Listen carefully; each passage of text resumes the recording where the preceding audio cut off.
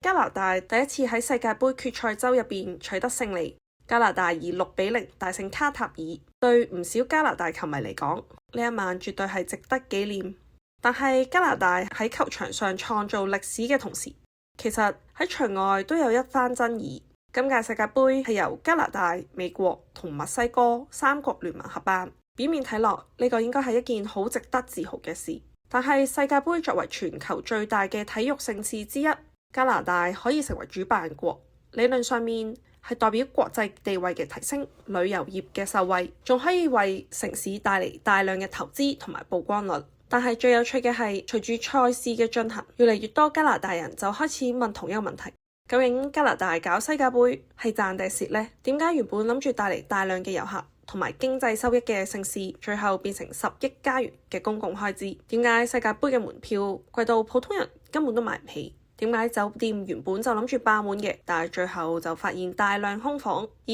最緊要一個問題係，其實點解加拿大當時會申請今屆嘅世界盃？今日我哋就一齊嚟拆解今屆世界盃背後有幾多唔同被討論嘅一面。首先要講係加拿大其實唔係今屆嘅主角。喺2018年，美國、加拿大同墨西哥聯合申請世界盃，當時加拿大嘅角色其實就好似配角，相比卡塔爾或者巴西，加拿大根本就唔需要由零開始去起大量嘅新球場。當時其實政府同主辦單位都認為，只要提升依家有嘅設施，再配合美國本身龐大嘅體育基建，就可以以一個低成本去參加呢一場全球盛事，既可以提升國際曝光率，又可以吸引大量遊客，仲可以同自己嘅國民表示自己成功爭取到世界級活動落戶喺加拿大。但問題係事情喺後邊根本都冇跟住原本嘅計劃發展。根據加拿大國會預算官最新嘅報告，加拿大主辦今屆嘅世界盃13場賽事入邊，其實成本已經超過10億加元。簡單嚟講一句，平均每一場成本已經超過8000萬加元。多倫多需要負擔大約3億8千萬加元，而溫哥華更加需要負擔超過5億7千萬加元。呢啲開支包括乜嘢呢？球場升級嘅工程、大規模保安安排、交通管理、臨時設施同埋 FIFA 提出各種嘅行政要求。呢啲錢大部分都係嚟自於納稅人，但係真正令到唔少加拿大人都不滿嘅係，其實唔係成本嘅本身，而係收益分配。因為其實搞世界盃最賺錢嘅部分就係包括門票收入、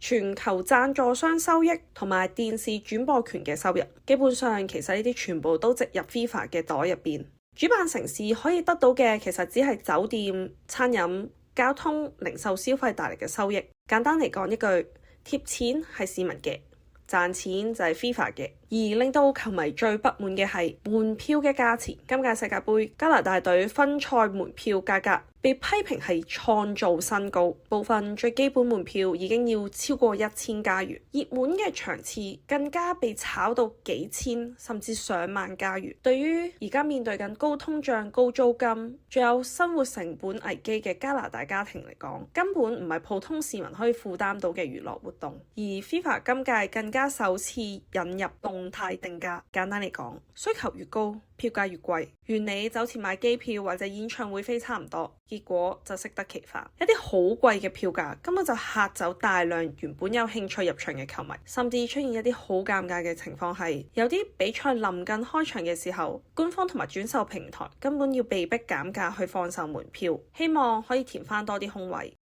但係另一個外界意外嘅現象係酒店入住率。原本大家以為喺世界盃嘅期間，多倫多同埋溫哥華會出現一房難求嘅情況，但係完全相反。根據 BC 省嘅酒店協會同埋相關分析數據，部分地區嘅酒店入住率更加係低過舊年嘅同期。點解會出現啲咁奇怪嘅現象呢？其實好簡單。第一，本來酒店諗住搞世界盃呢啲大盛事會吸引好多遊客，所以就大幅加價，有啲房價甚至係比平時貴1倍以上。結果唔少原本諗住嚟加拿大旅行或者出差嘅遊客，佢哋就索性避開世界盃嘅期間過嚟。第二個原因更加戲劇性， FIFA 當初預留大量酒店俾啲贊助商同埋合作夥伴，但係到賽事臨近嘅時候，發現根本用唔晒，於是又將大量嘅房間退返喺市場，結果供應就突然增加，酒店業界反而措手不及。講到呢度，可能有啲人問，既然世界盃都冇想象中咁賺錢，咁點解之前要用到咁多公帑？加拿大究竟值唔值得搞啊？答案其實都冇咁簡單。支持者就覺得世界盃始終係全球最大嘅體育盛事之一，佢帶嚟嘅國際曝光率、城市品牌價值同埋長遠旅遊效益都未必能夠單純用一個短期收益去計算。而反對者就認為，如果由納稅人去承擔嗰10億加元嘅成本，但係最後真正收益又最尾去返 FIFA， 同時本地居民又買唔起啲飛，咁樣嘅模式究竟算唔算成功呢？或者一個更加值得考慮嘅問題係，當一個城市花費數以十億嘅公帑去舉辦一個國際盛事嘅時候，究竟應該由邊個受惠？係市民、遊客定係主辦機構？加拿大成為世界盃主辦國之一，的確係一個成就，但係當成本越嚟越高，而回報又未係當時嘅預期，就會開始越嚟越多人問，究竟時間可以重新嚟過，多倫多同溫哥華仲會唔會選擇搞今次嘅世界盃呢？你又點睇呢？如果你係納稅人，你覺得呢10億加元使得抵唔抵呢？歡迎喺留言區分享你哋嘅睇法。